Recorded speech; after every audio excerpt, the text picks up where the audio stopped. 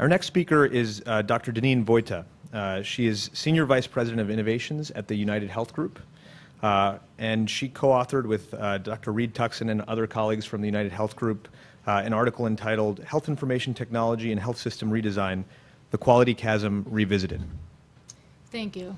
And the third author is Andy Slavitt. And I think that's sort of important because a lot of this is about the work in our Ingenix business. But the commentary we provided was really about a single condition health information network.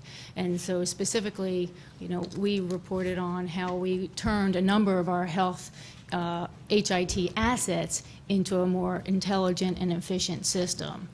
And I think we all agree here that we need to have more standardization of data. And we decided that internally we would do that first, because the real world is we are one of the largest private national health systems in the U.S. And so although we all want to we all are waiting for the national standards to continue to evolve, we must evolve them now. And so we took our assets together to tackle a problem that is diabetes prevention. And we talked about how to create the National Diabetes Prevention Program will require an HIN at least for this one condition. So specifically, we used our middleware to have our internal systems and the systems with our network partners, et cetera, talk together. We used our internal assets to say we have to have that next layer of, and all, again, interoperable and working together, but specifically the clinical, the personal health record. We needed the EMR. Then we needed to address the fact the benefit administration. That's a really big deal. And then we needed to do, well, since we're partnering with the Y, how does the Y schedule 67 million Americans with prediabetes? It needs to be enabled by this technology.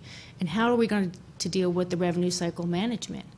And then lastly, we didn't want to create the problems of the acute care system in this new prevention system. And so we thought about the pay performance and having decision support drive the care using these non-physician extenders. So that whole system, we brought our assets together to create a single condition network. But at the end of the day, what I hope you take from the article is that none of those assets will work, and that system won't work if we didn't do this in a collaborative and trusted way. We collaborated with our partners, the CDC. We collaborated with our partners at the Y. We collaborated with the Walgreens. Despite our size, we serve 70 million Americans. We cannot tackle, and all our assets, prediabetes alone. It will take all of us, and it needs to be enabled by technology. But that enabling starts with trust, so that as we code the new prevention standards in, that has to be the same coding that drives reimbursement, and that has to be completely transparent. So that's what we reported on. Can the model that you developed for diabetes be used for other disease states, and are there any efforts underway right now at United to pursue that goal? It has to, right. So, sure. And in many ways, we spent a year, what I call putting in the plumbing for this HIN, for the single condition. That plumbing is ubiquitous and it can be used for both other conditions, and it was designed, although I wouldn't say it's open source, I will say it's a flexible architecture so that it was designed so that other payers and other partners can use the system as well. In the spectrum of diabetes, I'd say the obvious next step is obesity and child obesity. And the exciting part about what HIT has allowed us to do is to make this a financially sustainable model. If you look at the original DPP at $2,700 a participant over 3 years and 67 million people, even a pediatrician can do that math, and that doesn't work. Well, HIT has that was a joke, but I was not really a math person. But HIT has enabled us to create a very efficient system. And again, and it's transparent, and everybody sort of agreed to the rules. Can we expect the private payer community to take a leadership role in promoting the adoption of health information technology? Yes. Terrific. Any questions from the audience? Dr. Sennett? If you could just hold a minute, we're going to get a microphone to you. And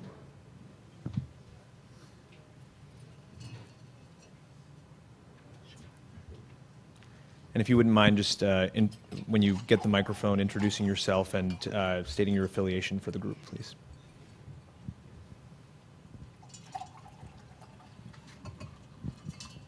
I'm Kerry Sennett. I'm Chief Medical Officer at MedAssurant.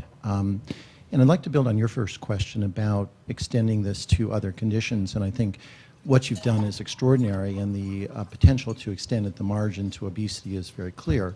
I think the question is, to the extent that there's energy focused on other conditions that may not be at the margin, heart disease, cancer, and that energy may translate into initiatives like this, how do we create an environment in which there aren't silos, but rather the opportunity to take a patient-centered view and connect the patient with diabetes to the initiative that's focused on diabetes to the initiative that's focused on heart disease?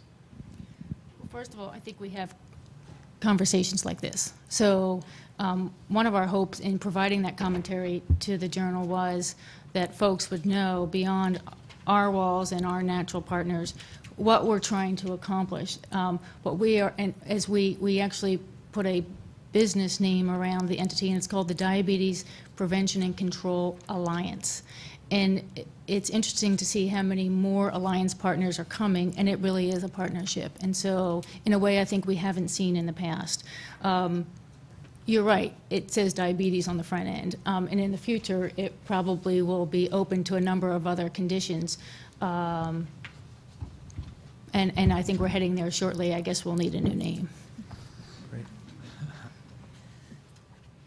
I'm Peggy Eastman, Washington contributing writer for Oncology Times newspaper. My question is sort of similar. We're spending a heck of a lot of money in this country for people with chronic diseases. They're living with chronic diseases. Congestive heart failure, cancer, which is now considered a chronic disease, cardiovascular disease. So what I'm wondering is, would there be possible to get some sort of standardized model in HIT for managing groups, a group of chronic diseases, which physicians out there could use? So it's not totally specific to a particular disease, but it would maybe apply to a number of patients who are living with chronic diseases. Wouldn't that be great? You know, that we would have, cancer is a great choice. And in fact, I would argue that pediatric oncology in particular is sort of has in many ways in this country been the golden child of innovation, and probably because, at least to some degree, that the common data collection throughout this country and now throughout the world, and the way I would say that the practitioners all behave commonly, and the openness of that system, and the openness and the patient-centered and the family-centered care of that system. So I do think that oncology, and wouldn't it be great if our HIN that also addressed oncology not only give people access to the best and the greatest, but also reimbursed for the best and the greatest, and pull in the personalized medicine.